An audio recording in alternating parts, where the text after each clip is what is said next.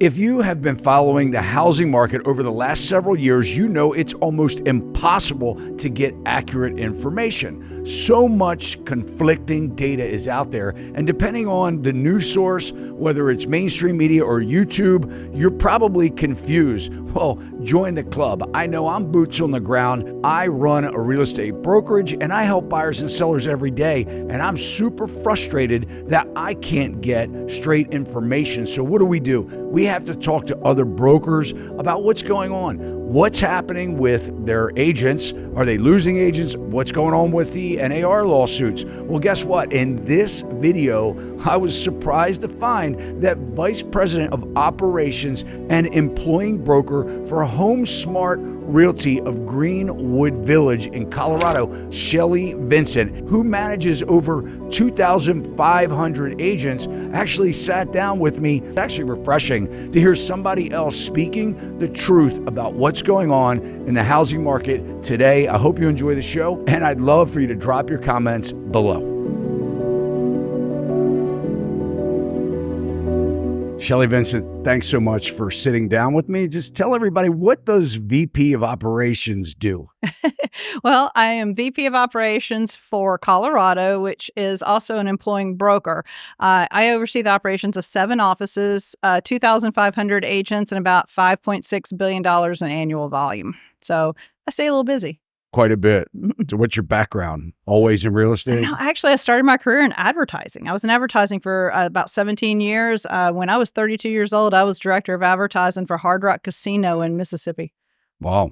It was an easy transition, marketing, advertising into real estate, because that's almost what you do full-time as an agent, is market yourself. Yeah. We've seen some big changes to the industry over the last year. I think we've hit the news a little bit more than what I would like to admit. What's your opinion on everything that is going on, these NAR lawsuits, and what's happening in our industry? Well, I love you just diving right into the point. I do believe that they have points to their concerns of the industry. However, I do believe that our industry is being taken advantage of. I believe that a lot of these lawsuits are money grabs and opportunists, where we could have all sat down, had a conversation, and say, hey, let's move our policies forward to match the consumer needs. Instead, we're seeing a lot of money grabs, and, where NAR has been very distracted with the legal part. I think we've lost a lot in the messaging of the value that we bring to the table. Do you think there's any truth in these allegations? Well, no, and what I found is they're not actually factually correct to begin with, in that the seller pays the buying agent. In the states that I've worked, the seller does not pay, the listing brokerage firm pays. And the amount of commission paid to the listing brokerage firm does not necessarily change regardless of whether there's a buyer's agent involved or not. So I believe that's a missed opportunity to really correct the narrative we're seeing out there. How about as far as the aspect of, you have 100-year-old organization, and maybe I'll preface it with, I've been a little frustrated as a broker, with the way that NAR and things are sort of followed through with. If you're not a member of this organization, it's almost impossible for you to operate. I know in Maryland, we have to, we don't have NAR, we don't have the forms, we don't have access to the properties. They have lock boxes on them that are electronically controlled by the association. And I can't imagine contacting a real estate agent asking for permission to show a client, if I'm not part of NAR, the listing. I think that's one of the reasons why the Department of Justice has really been involved with coming after NAR. I know you're on a board with an MLS. Do you feel that any of those types of control processes that they have should be softened or let up? Or do you think, how does that benefit our industry? Well, I know that the intentions were good at having quality control and professional conduct. However, let me preface this. I started my real estate career in Florida. I live in Colorado now. I'm a member of 30 MLSs, including the state and national association. I'm a member of, 30 associations. I'm a member of 14 MLSs. And each one of them, which is one of the challenges I see, has its own culture. operates with completely different rules and stringencies. Now, in Florida, like you said, with Maryland, the forms, you have to be a member to access. In Colorado, you do not. Okay. And for RE Colorado, which I'm vice chair of, you are not required to be a member to access it. So there are some different programs. There's some states that have been more progressive in these policies, but the policies that have not been changed or have not moved along with the times of these other states, that's why you're seeing getting them hit. And, it is hard when you have your board members that are typically your more seasoned agents that have been in the business for a long time that are very resistant to change. I mean, anytime that we provide any new type of tool or anything to our agents, you always see this pushback. Well, we're talking about core policy changes across the nation. You're going to get pushback, and it's so much slower to act than we would like for it to, and that the consumer wants to see. Yeah. What do you say to the consumer? I mean, so over the last, I started out in the business from a complete different aspect. I was a contractor and a builder since 1989. So wasn't part of the selling service or the management of agents until much later in my career. Mm-hmm. Consumers think right now, and understanding that we went through probably the largest price appreciation of any other time in the history of the housing industry. So it was easy where we came under scrutiny fast, right? So Right. it was we were sort of a prime target for this type of disruption. And like you said, the attorneys are going at it hot and heavy. Yep. But why do you think the consumers have such a low regard for us in the industry? I mean, obviously there are great agents out there, right? We're not all in that same bucket. Yeah, but where they say if you have a bad experience, you tell 10 people. If you had a good experience, you may tell one. And so we have an issue in our industry that the barrier to entry is way too low. And I'm not talking about expenses. I think that everyone should have as much opportunity as possible to hit their career goals. But the education and the requirements and the CE, I think, is too low. I think that we see way too many agents that don't take the business seriously. And every single interaction any agent has with public or any industry partner is a representation of our industry as a whole. And I've seen it way too many times that we lose sight of that, and we need to get back to it. Now you're talking about, the home prices going up so much, and I agree with you. Okay. But there is also an inconvenient truth to that. Our parents' starter homes were maybe 2-3 bedroom, 1 bath, little 1,200 square foot homes. If you divide down to the square foot price of your starter home 40 years ago compared to now, it's almost triple in size. So the expectations of starter homes today are almost 3 times what they were 40 years ago. And so if you adjust to what a starter home size looked like 40 years ago, it's actually not that big in inflation. So what do you think the answer is to the affordability? I mean, obviously, we're up for disruption. I mean, we're in Inman conference right now, sitting in the hotel conference area here. You're going to be speaking to these agents. I mean, what will you talk about? Well, we've got to look to the future. And I think our industry's never been more ripe for disruption. And some of the things that kind of needs to happen. I'm not against that. For me, let's go back to the houses. And we were talking about that. And you say, what needs to happen in that? Well, let's talk about regulations and taxes. Regardless of the size or ending construction price of a new home in the area where I live, it's $100,000 in fines and fees, permits, taxes per home, regardless of size. So you have zero, like de-incentive to make smaller homes, because you've lost that much of your profit margin already.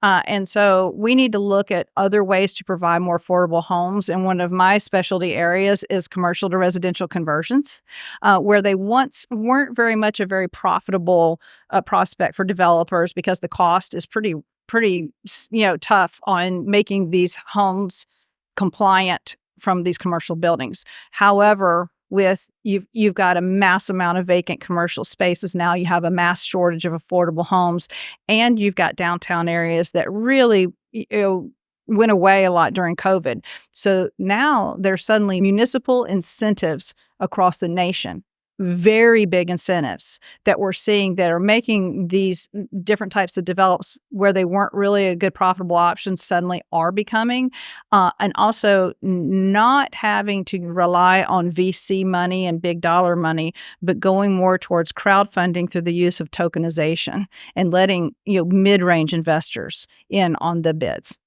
That's interesting. So do you think when you talk about these conversions, commercial or residential, are you thinking just more condominiums in general, that the ownership would change to more of a unit, or are you coming from an aspect of a multifamily from a rental standpoint? Well, the goal of the governments is home ownership, but we need housing regardless. And so I think that there's opportunity for both. And we're talking about Class A, Class B office space. We're talking about strip malls, shopping malls, hotels, and then conversions from older apartment buildings as well. Yeah. And so the goal is ownership. And so we're looking towards the incentives for that. I mean, we're getting that in Maryland, where we're starting to see, along the mass transit lines, they're trying to incentivize developers to knock down those old buildings and put up new homes. So there's a big issue of supply and demand. So we just talk about that aspect for a minute. I'm not familiar with your area in Colorado, your market, but you share a lot of different markets from your role. You have a big footprint. You guys are pretty big. So there's a lot of thought that goes into running your business. What do you think as far as inventory? They're talking all this supply and demand, and I look around the country and I talk to a lot of brokers and businesses in the industry, developers, and there's a pretty good amount coming online. I mean, we have at least 800 to 1.2 million units, if we're not considering even shadow inventory, but what we know that is coming on in just the multifamily space. Do you think we're about to see a spring market that all of a sudden sellers come out of the woodwork, this new inventory hits, to where we actually have a glut versus the buyer demand that's out there right now? We have a very big pent up demand. No one's selling. On the buyer side, or well, both. We've got sellers that won't sell because they're trying to hold on to their mortgages, but they probably needed or wanted a bigger home. Or they want to downsize, but they just don't want to get rid of that mortgage rate that they scored. Then you've got a mass amount of buyers. Now it's dwindled because of the interest rates, but they're still waiting and waiting. And so if I was talking to a potential seller right now, I'd be saying, get it on the market. Let's go. Let's go ahead and get ready. And then when those buyers come in, the second those interest rates go down with any amount, that market is going to be flooded. I do think absolutely by June we're going to see it. Now, talking about the new home construction, we can't build them fast enough. Where in my market, but we have market challenges, just like the interest rates we can't control. Also, for a lot of the Western states, you've got issues with water supply, and we've got large municipal areas that have put moratoriums on new construction when there's already a massive demand. And so there's a lot of things that we're going to have to deal with this next year that could really kind of curveball this recovery. How about the silver tsunami? You think that's a potential? Talking about maybe 30 million houses that could come on the market just from baby boomers. I agree. I do think so. And because I started my career in Florida, I saw the incoming. I saw a tremendous amount of baby boomers that were downsizing, going to warmer weather. I do believe that we are going to see that, but they're cash buyers usually. They invested early, in that early housing market. I don't see them being good for the lending market, but as far as driving the market, I think they're going to do great. You think interest rates, mortgage rates are going to come down? Not as much as we want, but I do believe that they will come down. I actually want to thank it being an election year because the people in office are going to want to see the economy doing better so they can get their votes. Yeah. Well, I think there's going to be a big struggle there because I don't know that Jay Powell is going to be as easy to, persuade to drop the rates. I was speaking with a couple more macroeconomist types of people, and they were saying that, you can't just remove Jay Powell from office. He's not just going to step down. You can't. A president can't just take somebody out. Right. And you look at it and you say, okay, well, how much would they need to build confidence in the markets where the bond market will weaken and that someone will actually want to go in and buy mortgage-backed securities, which we know if the government hadn't been doing it post the GFC, we wouldn't have seen 2.75% mortgage rates in the first place. Correct. Well, one of the things that we need to mention when it talks about the Fed is even the employment numbers are doctored. They're hyperinflated. 100%. So when they release it, they're hyperinflated. Then they come back and correct it down every single time for the last, 2 years. The numbers have been padded. But the report of, we need to revise this way downward, that doesn't make the news. But the initial jobs report does. That's driving our Fed, and it's based on erroneous information. And so I'm hoping that the Fed kind of starts paying a little bit more attention as to what's happening and how long can we maintain this. Isn't that amazing? I mean, the backward lagging data. I mean, it's you take something like stocks and you can log on to your stock account and see exactly how much that stock is trading for in seconds. Exactly. Right? Real time, but yet we have no accurate information on our labor markets, our job markets, the most important consumer confidence numbers that what we need, right? The housing market always lagging. The inflation numbers, they're talking about 3 to 7%. When I buy my groceries, it's 50%. Absolutely. And so everything's being manipulated. And we've even got what's called the doom spending, which is going to come back really hard when this credit runs out, based on what they're saying, which hopefully will drive the interest rate drop. What can consumers look for? And I want to get back to your role in operations, Vice President Operations. Obviously, you guys are having some closed door conversations, I would imagine, right? I mean, you're strategizing. I mean, you guys are, you have a lot at stake, right? I mean, a lot at stake. It's a big business. Yes. You're dealing with agents on one hand, and just like every other brokerage out there, there are a lot of bad players in the industry. It's I don't even want to say the 80-20 rule that 20% do 80% of the work. I mean, we're like 50-50. Yeah, the industry needs some disruption. What are you doing as a company to protect yourself to where, because, I look at the real estate industry. Even when I started in this business as a contractor back in 1989, it was completely different, right? It used to be a B2C business back in the day, meaning that the brokers really had their thumb on the pulse of the consumer. They wanted that the satisfaction, the customer scores, the customer was most important. Correct. Through the years, we have selfishly destroyed the industry, in my opinion, by going after the numbers versus the consumer, right? Going after agent count, make the agent the customer. I think that's the big mistake this industry has done. We've taken the customer for the brokerage is the agent. How much can we give them? The best percentages, the most incentives, we cater to these. Well, we've seen platform after platform, especially in the last, 8 years, just repackaged and repackaged and repackaged. And it's time for something new. And you're right. It's become a numbers game. And I've been very frustrated by that. Because of the need for profit margins, and the business goes down, and agents are continuously coming in and out. But I think even my top 10% agents are always my top 10% agents, regardless of the market conditions, because they do things differently. Now, for Colorado, I have a Monday 9 a.m. morning warm up every Monday to work on getting reminding the agents of their role in the community. What can we do this week? What can you be doing to be a better member of the community, reaching your sphere, following up, building your business, building your pipeline, every Monday at 9 a.m.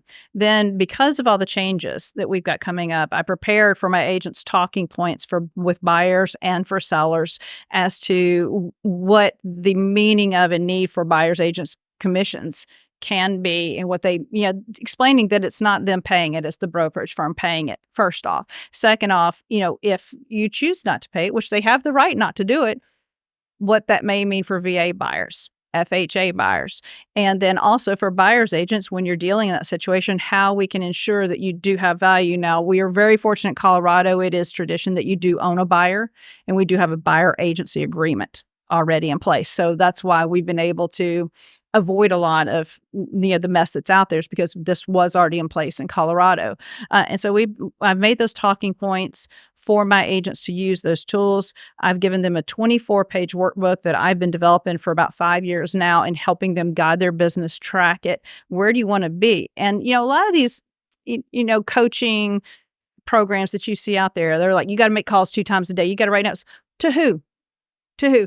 I like to back it down, break it down into discipline, motivation. Where do you need to be? What's your message? What's your brand? How do you differentiate yourself in the industry? And that's how we build our business. You're looking for a major reduction of agents in the industry? Do you think we're going to see a mass exodus?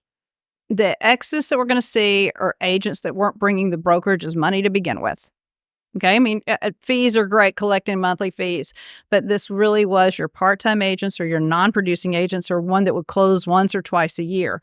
And these are the ones that don't really practice that professionalism, the ones that really live it and breathe it like we do, that to be members of our industry and, being able to represent at all times. So the attrition that we're seeing, which we are seeing, I'm, because of my platform being a low, flat fee platform, they were a lot of part-time agents to begin with. So we're not seeing the attrition that some of the other high dollar firms are seeing. It's been really fortunate for us, but I believe even they're going to slowly go away as well. And if they do not want to stay, if they do not want to be members of the community and, just represent our name at all times and our industry in the highest form, it's, I'm going to offer you to be with someone else, because being a respectful member of the community is very important to me. How will you step up as a company to handle, you have a pretty successful platform, a great model. I think one of your goals is saving consumers money. It's absolutely, that I think you having, that type of foresight, being able to predict the market. Even in a time, you started doing this way before these lawsuits. Oh, yeah. So how do you position yourself to operate a business to a B2C if you do lose the agent count? Then you go from a 2,500 agent company to a 500 agent company, or even less, maybe even 300 agents in the company. How would you plan or advise your company to handle the demands? Would you go salary, strictly just representatives that are become showing agents? How do you see that? No, because I've had experience with the agents that work for those companies, and it doesn't represent the type of platform that I like to be associated with. But my career started in newspaper advertising sales. That was straight commission. I grew up living, commission to commission, and I understand the value of what you put into it and the work you get out of it and how you build a business around it. And you tend to treat the business a lot better when every penny you make comes from, am I going to treat my client well enough to earn that? I don't think, as much as the DOJ may be pushing it, I really don't think it's possible. You can't afford to pay 300 agents a salary that may produce a couple of things a year. And just like with minimum wage laws, we've lost apprentices. That just ruled our industry when we were growing up. Those kids pumping the gas at the gas station, hanging around with the mechanics, becoming pro mechanics later, that aren't there now because of minimum wage laws. I think if we see salary positions being required, rather than having a 2,500 agent company where we have a home that we can support agents of all backgrounds trying to build their businesses, it's going to be a 250 tops. And so I don't see that being a realistic position for real estate. You say about buyer agency, we're a buyer agency state also. I think there's only 11 or 13 states in the U.S. that have buyer agency. Yep. Most in the way before buyer agency came along, and I think that was in the 80s, maybe it was 87 or 88. I could be wrong. I'll be corrected in the video. Somebody will comment it. But with it being something new where, back in the day before buyer agency, everyone worked for the seller. Yep. And that was the way it was.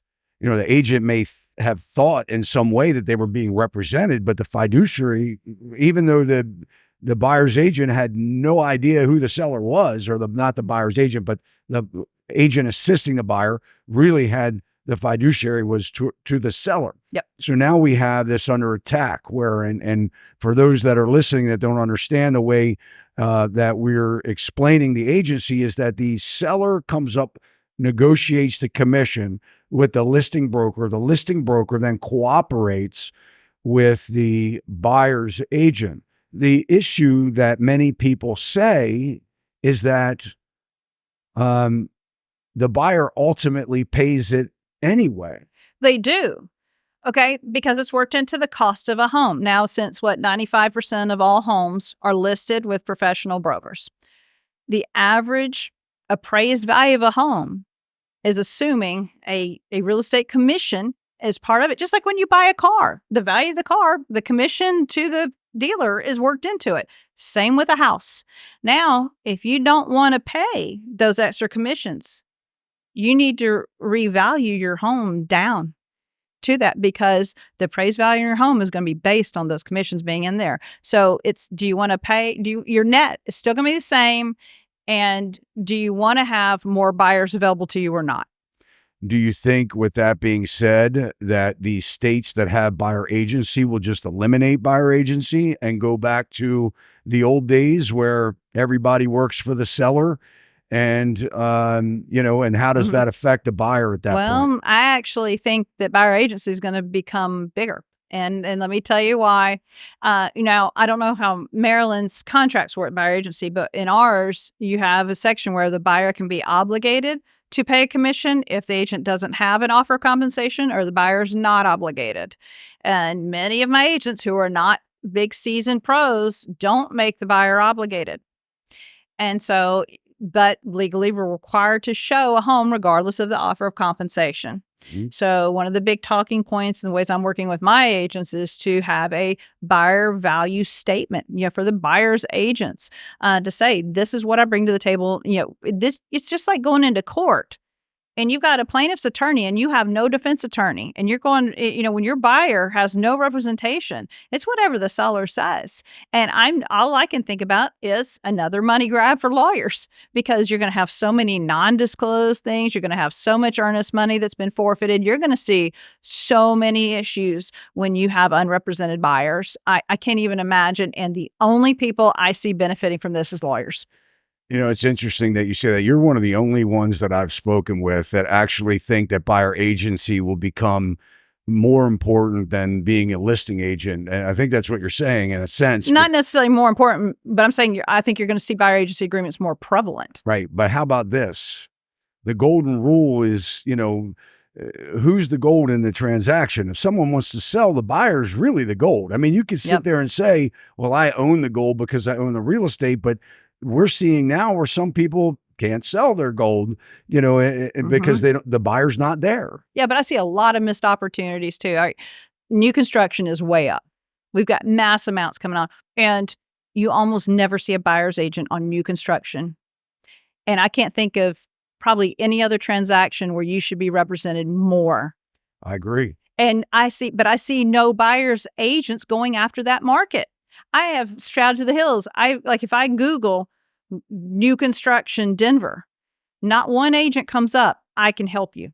Interesting. It's all builders. They don't even know that they can. They go cruising into the, it's like whatever the builder says. They follow the signs in. They go in. They have no idea that they can. They don't know what their rights are. They have no idea. Nothing. Right. And the builder's contract is very one-sided. You want to talk about a contract? Exactly. Yeah. And I would be partnering with a real estate attorney. And I would work with, if I was doing independent real estate right now, that's all I would do was market as a buyer's agent to new build. So what about the fact that, and here's kind of how I see this scenario may play out. If I'm a seller and I'm thinking to myself, I want to sell my house. If I had to pick and choose on who would probably be the most important in the transaction for representation, I would say the buyer's agent really should be the one navigating the sale. If I'm a seller, I may look at how can I list this house and offer up compensation to a buyer's agent and not have a listing agent altogether. But see my point? There's opportunity there. Right. And just because you're a listing agent doesn't mean you're getting the big end of the commission. Yeah. You're going to see a lot more right. competition That's there. That's what I'm thinking. Exactly. That's and so, what I'm thinking. and that's our job as leaders to make sure that our agents understand this, understand the opportunities they have with the market changes. Yeah. Well, let's kind of land the plane. Let's talk about AI, artificial intelligence. I mean, obviously, there's a lot of talk about that in the industry. I think we're still in the dark ages in real estate. I think it's very archaic. We're in the steam engine stage of AI. I mean, a lot of agents don't even know how to use technology. I mean, when we came out with, I remember I was with a big company and prior to starting my own. And I remember when they announced that they were going paperless, like, people were freaking out. They're like, what? I don't know. Well, you're not, that's what we're going to do. We're going I'm paper. a little bit of a nerd, so I haven't owned a printer in 10 years. Okay. But this happens, and I know it happens to you too. What do you think about an agent when you get an email from them for a document to sign and it's a JPEG photograph of it? It's a nightmare. I mean, immediately, I know exactly how much you care about your business when that happens. So you have to. They're saying you handle all the work. Exactly, but that's my basically point. What they're saying. That's I'm my not point. learn Is it, I can't take 5 minutes of my day to open up this program and do the 5-minute tutorial. Or that's how much I care. Don't send it to me this way, or don't, whatever. I refuse most all of them. Yeah. And I will direct them to, okay, here's where you need to go. If you're not familiar with it, here's the training video. Right. I have made Loom, and BombBomb training videos to attach to it, go with it. And I expect my agents to at least put that much effort into their business. So what about the AI? Where do we go from here? I mean, how will it impact us, and how will you embrace it? I'm fully embracing it. I love AI. And I think that we've heard this several times in our circles now, is that AI will not replace a real estate agent, but a real estate agent using AI will. I don't think AI is ever going to be able to smell cat pee in a house, though. I think there's some things, that AI is just not going to be able to do. But I think one of the keys to our business is it can make our productivity better.